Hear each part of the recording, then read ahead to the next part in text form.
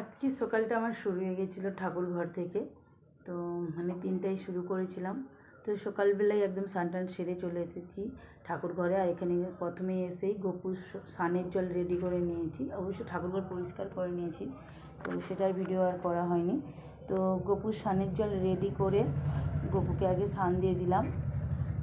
আর গোপুকে প্রথমে এই জলটা দিয়ে একটু গায়ে মানে ডলে ডলে দিচ্ছিলাম, কারণ প্রত্যেক দিন যে চন্দন সহযোগে তুলসীপত্র দেওয়া হয়, তারপরে হচ্ছে কপালে চন্দনের টিকা লাগানো হয়, তো সেগুলো ছিল। তো সেগুলো আগে নর্মাল জল দিয়ে তুলে দিলাম।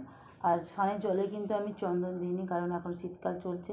এমনি নর্মাল জলে একটু অল্প ফুলের কুচি আর হচ্ছে তুলসী পাতা দিয়ে প্রথমেই গোপালকে স্নান করিয়ে নিলাম। তো এখন গোপালের স্নান রেডি। একটা ছবি তুলে নিলাম বুকের মধ্যে তুলসী পাতা একটু ফুলের পাপড়ি দিয়ে। তো তারপরে এখানে আমার সোনাকে একটা হলুদ রঙের আজকে ড্রেস পরাচ্ছি। তো গোপালের হলুদ আর নীল রঙটা খুব প্রিয়। তো কেমন লাগছে বলো ড্রেসটা পরে, হলুদ জামাটা পরে। তো তারপরে এখানে একটা পুঁতির হার পরালাম। ওর উপর হারটা কালো হয়ে গেছে, ঘষে মেজে পরিষ্কার করতে হবে, তার জন্য এখন আর পরাই না। তো ওর উপর মানে পুঁতির হারটাই পরালাম। তারপরে এখানে আগে জ্বালালাম হচ্ছে তোমার প্রদীপ, তারপরে ধূপ জ্বালিয়ে তারপরে হচ্ছে আমি আগে ফুল শুদ্ধি করব। তার জন্য এখানে নিয়ে নিয়েছি চন্দন। অবশ্যই চন্দন দু রকমের, কারণ গোপালকে সাদা চন্দন দিতে হয়, বাদ বাকি আর সব ঠাকুরকে লাল চন্দন। তো প্রথমে আগে চন্দন পিঁড়িটা ধুয়ে নিলাম, চন্দন কাঠগুলো ধুয়ে নিলাম, তারপরে পাতলা করে একটুখানি লাল চন্দন বেটে আগে ফুলগুলোকে শুদ্ধি করলাম, কারণ আগে ফুল শুদ্ধি না করলে ভগবানকে নিবেদন করতে পারবো না। তার জন্য চন্দন সহযোগে আগে ফুল শুদ্ধি করে নিলাম। এরপরে হচ্ছে গুরু পুজো করতে হবে। তো চন্দন সহযোগে ফুল একটু আগে আমি গুরুদেবের আসনে দিলাম, গুরুদেবের চরণ স্মরণ করে গুরু পুজোটা আগে করলাম, কারণ সব পুজোর আগে আমাদেরকে, যেহেতু আমরা দীক্ষিত, তার জন্য আগে করতে হয় গুরু পুজো।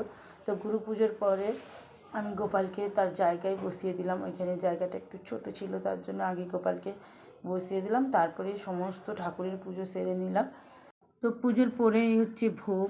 তো ভোগের জন্য ফল আমি কেটে নিয়েছিলাম আগে, সেটা তোমাদের সঙ্গে মানে ভিডিও করা হয়নি। তো ভোগের ফলের সঙ্গে একটা করে বাতাসাও দিলাম, শুধু ফল দিতে নেই, তার জন্য। তো আজকে সময় ছিল না ভোগ বানানোর, তার জন্য ফলই দিলাম, নিবেদন করলাম ভগবানকে। তো প্রথমে দিলাম হচ্ছে গণেশ ঠাকুরকে, তারপরে হচ্ছে মা কালী আর লক্ষ্মীর জন্য, তারপরে মহাদেব, অবশেষে আমি দিলাম হচ্ছে আমার গোপু সোনাকে। তো ভোগের ওপর অল্প করে ফুলের পাপড়ি দিয়ে দিলাম, তো যাতে ভগবান ভোগটা গ্রহণ করে। তো তারপরে দিয়ে দিচ্ছি হচ্ছে ভোগের জল। তো ভোগের জলের গ্লাসের মধ্যে অল্প করে দিয়ে দিচ্ছি ফুলের মানে পাপড়ির কুচি, আর গোপালের গ্লাসে মানে জলের গ্লাসে দিয়ে দিলাম হচ্ছে তুলসী পাতা। তো এবার হচ্ছে সব জলের গ্লাস দেওয়ার পালা। তো শুনেছি যে ভোগের যে থালা তার ডান সাইডে জলের গ্লাস দিতে হয়, বাম সাইডে দিলে নাকি সুরাপান করার সমান হয়। তো এই ছিল আজকের সকালের আমার পুজো। তো সমস্ত ঠাকুরকে হচ্ছে ভোগ দেওয়া কমপ্লিট হয়ে গেছে। তারপরে আমি আরতি করে নিয়েছিলাম। তো আরতিটা তোমাদের সঙ্গে শেয়ার করতে পারলাম না, নেক্সট কোনো দিন শেয়ার করব কীভাবে আমি পুজোর সময় আরতি করি।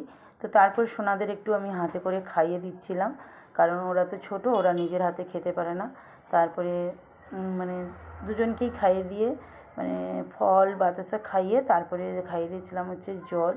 আর জল খাওয়ানোর পরে হচ্ছে আমি প্রতিদিন যেটা করি, এটা ঠিক করি না ভুল করি, তোমরা একটু প্লিজ কমেন্ট করে বলো। আমি আমার শাড়ির আঁচল দিয়ে সোনাদের মুখ মুছিয়ে দিয়ে থাকি, এটা ঠিক করি না ভুল করি, তোমরা কিন্তু কমেন্ট করে বলো যে আঁচল দিয়ে মুখ মোছাতে আছে কি নেই, যেহেতু ওরা আমার সন্তান, তার জন্য। তো এই ছিল আজকে আমার নিত্যদিনের মতো আজকের সকালের পুজো। তো রাধে রাধে বন্ধুরা, সবাই ভালো থেকো, সুস্থ থেকো।